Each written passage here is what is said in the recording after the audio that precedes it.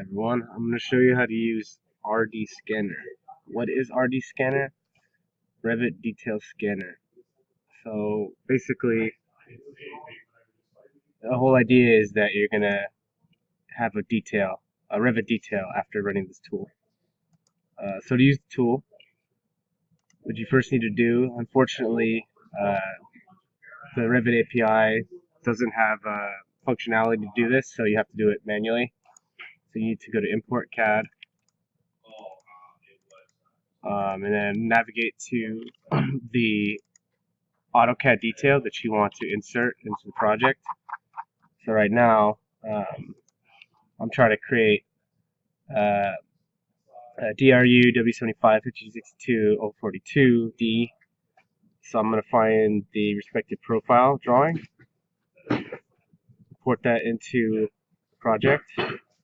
Now the next thing you have to do, you have to click on it, hit explode, and do full explode. And what this is going to do, it's going to explode all the parts. So you'll have access to all of the line work and the tags, and that's what the tool is going to use to figure out how to load in all of the detail components and place them in the correct positions.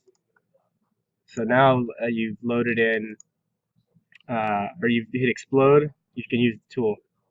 So just go to RD Scanner, run it, and it's going to figure out from these tags where to put all the parts.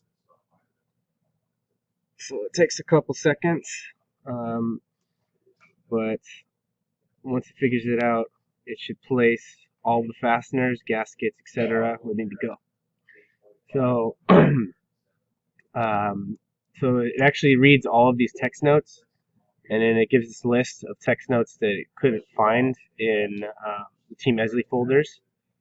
Some of them are just like notches required or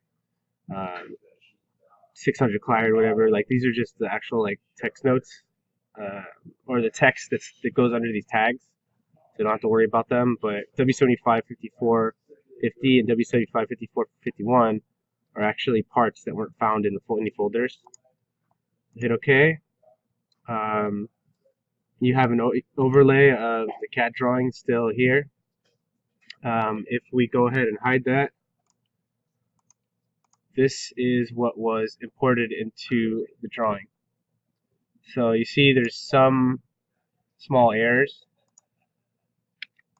For example, this doesn't look right here. It looks like it's bringing two dies on this side. Delete that.